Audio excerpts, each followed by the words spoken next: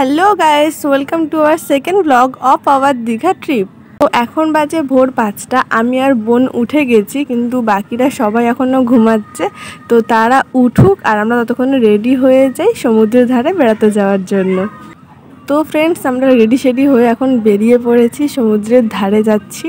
আর এখন ওয়েদারটা এত ভালো লাগছে, একটু বৃষ্টি বৃষ্টি ওয়েদার, তো ভীষণ ভালো লাগছে। এখন বাজে সকাল 6টা আর এখন লোকজন খুব কমই আছে।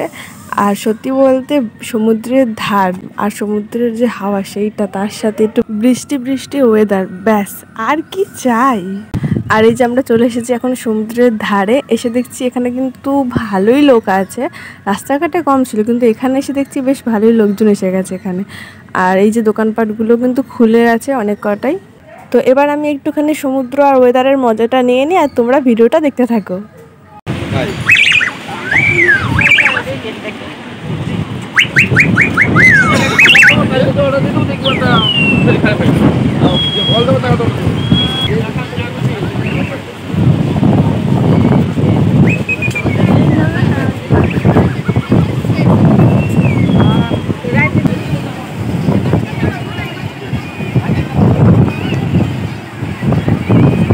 আর দেখো ফ্রেন্ডস, কি দারুণ লাগছে সকালের সমুদ্র, আর তার সাথে ওয়েদারটাও, মানে একটা শান্তি এনে দিচ্ছে যেন মনে।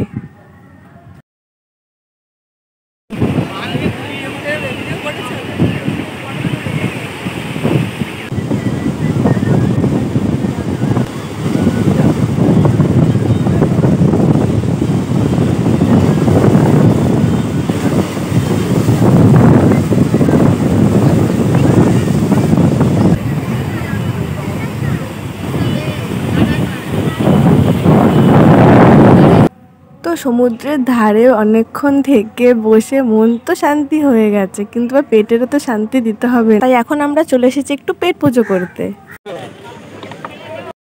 তারপর খাওয়া দাওয়া হয়ে গেলে আমরা চলে আসি আমাদের নিজেদের হোটেলে, কারণ বাইরে ভীষণ বৃষ্টি পড়ছিল। আর আমরা ভেবেছিলাম বৃষ্টিটা একটুখানি কমলে পরে আমরা একটুখানি ঘুরতে বেরাবো। আর সেই বুঝে দেখো আমরা রেডি শেডিও হয়েছি, কিন্তু কপাল এতটাই আমাদের খারাপ যে বৃষ্টি তো থামলোই না, উল্টে আরও জোর এসেছিলো। ব্যাস আর কি, এবারের মতো আমাদের যাওয়াটা ক্যান্সেল হয়ে গেল। তারপর আর কি, যে যার রুমে গিয়ে চেঞ্জ করে আবার চলে আসলাম আমাদের যে হোটেলটা ছিল, সেখানে যে একটা খাবার জায়গা ছিল সেইখানে। আর সেখানে অ্যাকোরিয়ামের মধ্যে এই মাছগুলো আর দেখো এই কচ্ছপটাও ছিল। বসে বসে আর কি করব, তাই একটু এদেরকে দেখেই সময় কাটাচ্ছিলাম। তারপর শুনলাম বৃষ্টি নাকি একটু কমেছে, তাই আমরা আর ঘুরতে বেরাইনি, চলে গেলাম একেবারে স্নান করতে। কারণ এই করতে করতে আমাদের 12:30 কি 1টা মতো বেজে গেছিলো। তবে হ্যাঁ, বৃষ্টি কিন্তু পুরোপুরি তখনও কমেনি, ঝিরিঝিরি পড়ছিল। কিন্তু আমরা ভাবলাম ধুর প্যাং, ও তার কমছে না, আমরা কি সারাক্ষণ ঘরে বসে থাকবো, তাই চলেই গেলাম স্নান করতে। আর সত্যি বলতে আমি ভীষণ ভয় পাই জলে নামতে, তাই আমি জলে একদমই নামতে চাইছিলাম না। তাই আমি ভেবেছিলাম যে আমি একটু সামনে গিয়ে দাঁড়াবো, কিন্তু আমি জলে নামবো না। কিন্তু আর কি বলি, সেটা আর হলো না। বাড়ির সবাই এত জোরাজুরি করছিল যে না নেমে উপায় নেই, তাও আমি একটুখানি নামার চেষ্টাটা করেছিলাম। দেখো একটুখানি গিয়ে আমি আবার উঠে চলে এসেছি, মানে আমার এত ভয় লাগছে। আর ওই দিক থেকে সমানে বলে চলেছে নাম নাম, কিছু হবে না, কোনো ব্যাপারই না। কিন্তু আমার যে কি ভয় লাগছে সেটা আমি কেমনে বোঝাই। আর এই দেখো ফাইনালি আমাকে টানতে টানতে নামিয়েই ছেড়েছে। মানে কি বলবো আমি, আর মানে ভাই বোনরা নেমে গেছে আর আমি নামতে পারছি না, এটা শুনে মানে কি যে হাসি পাচ্ছিল সবার, কি বলবো। এই যে এখন ঠাম্মি আমাকে আবার টানতে টানতে নিয়ে যাচ্ছে, সবার হাসি পাচ্ছে আর আমি এদিকে ভয়ে মরছি যে আমি আবার তলায় না যাই।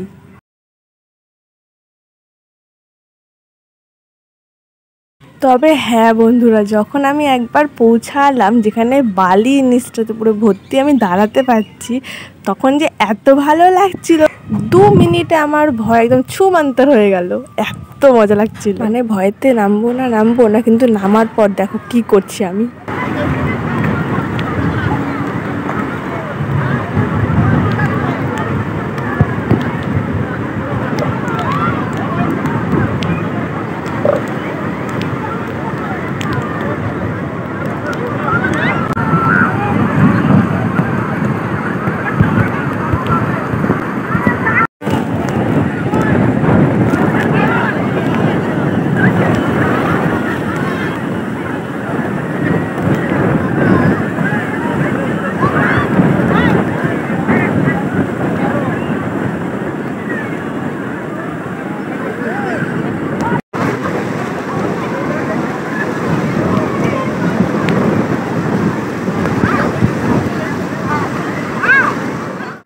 সত্যি বলতে জলে নামার পর আমি বুঝলাম যে মানে জলে যদি আমি না নামতাম তাহলে আমি কতটা মানে মজা থেকে একদম বাদ পড়ে যেতাম। সত্যি বলছি, মানে এত মজা হয়েছে নেমে। তারপর তো আমার জল থেকে উঠতে ইচ্ছা করছিল না, আর এত ভালো লাগছিল।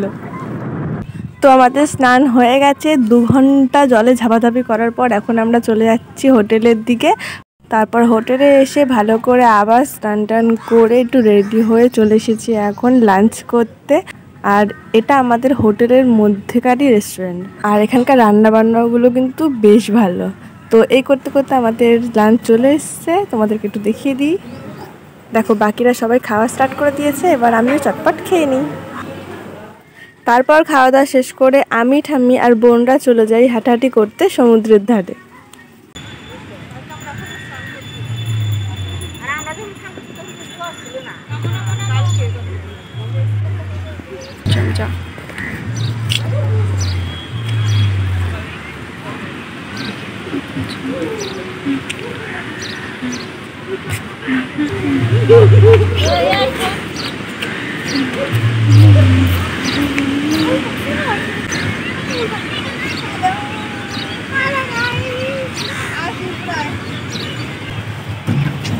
ও এখানে হাওয়াটা তো দারুণ লাগছে।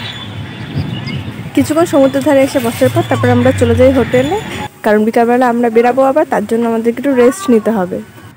তারপর হোটেলে গিয়ে একটু রেস্ট নিয়ে আমরা বিকালবেলা বেরিয়ে পড়ি ঘুরতে। আর এখন আমরা যাচ্ছি হচ্ছে ওল্ড দীঘাতে।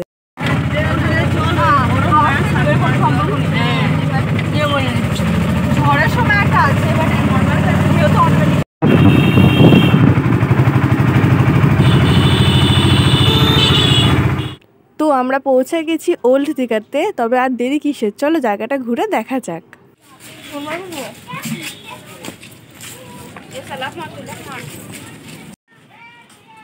হ্যাঁ, বাহ বেশ ভালো লাগছে। ওল্ড দীঘাটা কিন্তু বেশ সাজানো গোছানো, দেখতে কিন্তু খুব সুন্দর লাগছে। এই ফটো পরে তুলবি, আয় চলে।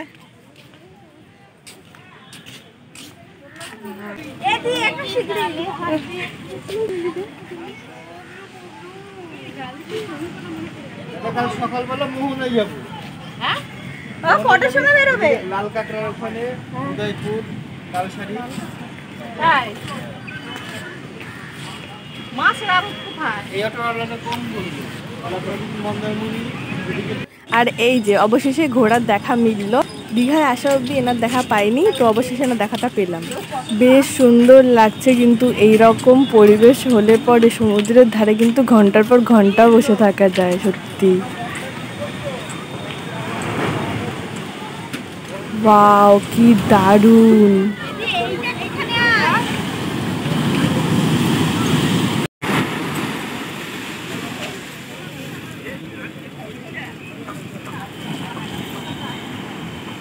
সত্যি আমার আর কোথাও যেতে ইচ্ছা করছে না, মনে হচ্ছে যেন এখানেই বসে থাকি। কি দারুণ লাগছে।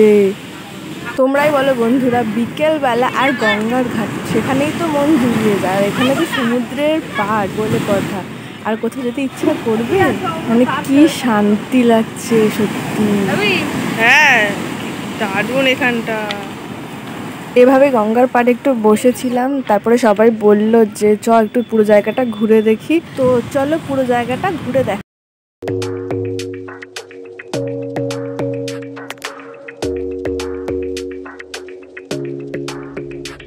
Your smile keeps playing, you're miles away, yeah. I would go overseas just like that. Don't overthink it, why can't you stay? Give me the call and I'll just be there like that. I don't understand it, but you keep me together when everything around me keeps me under pressure, yeah. It's so overwhelming, but I will wait forever so you can come and get it. I don't understand it, I don't understand.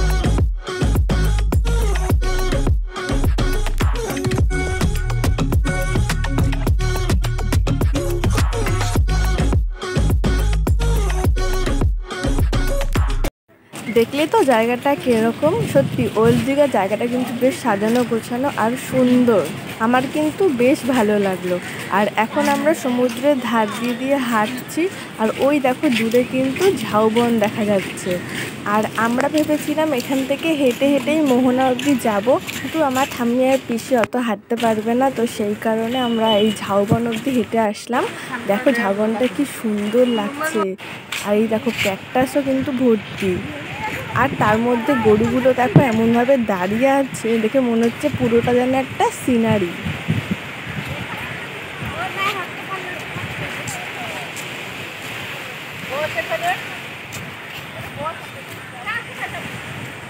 তারপর আমরা এই বসার জায়গাটাতে এসে একটু বসি, আর এখান থেকে কিন্তু সমুদ্রকে দেখতে বেশ লাগছিল।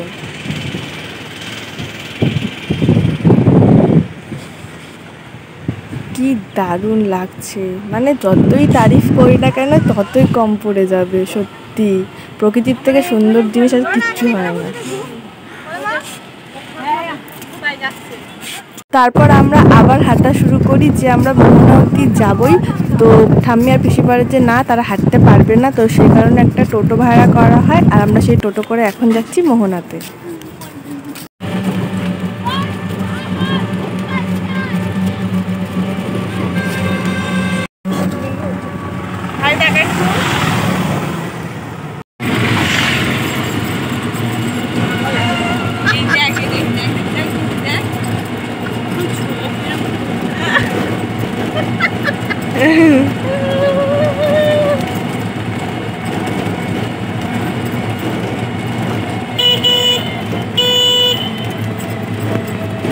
আর এই দেখো এটা কি, এটা মিনি সমুদ্র নাকি? তো ফাইনালি আমরা পৌঁছে গেছি মোহনাতে, আর এখানে ঢুকতেই মানে এত শুটকি মাছের গন্ধ, আমি কি বলবো। আর এই দেখো কত ইলিশ মাছ, কাঁকড়া, তারপরে চিংড়ি আর অক্টোপাসও কিন্তু এখানে বিক্রি হচ্ছিল। আর এই দিকে দেখো কত পমফ্রেট মাছ বিক্রি হচ্ছে।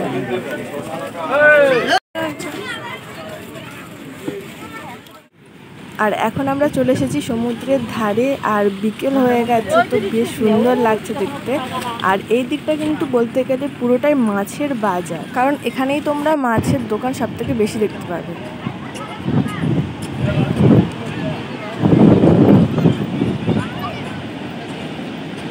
তো ফ্রেন্ডস, আমরা কিন্তু মোহনাতে পৌঁছে গেছি, আর এখানে আসার জন্য আমি কিন্তু ভীষণভাবে এক্সাইটেড ছিলাম।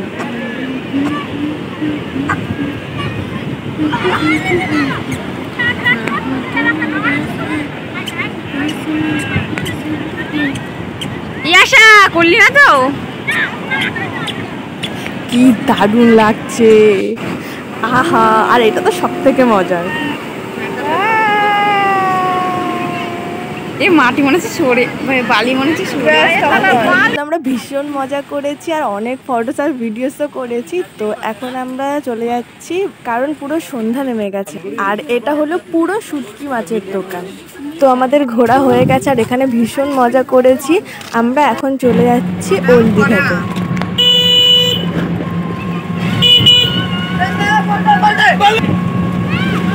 তো আমরা পৌঁছে গেছি ওল্ড দীঘাতে, এখন আমরা এখানেই থাকবো, আর পুরো মার্কেটটা ঘুরে দেখবো এখানে, আর এখান থেকেই খাওয়া দাওয়া করব।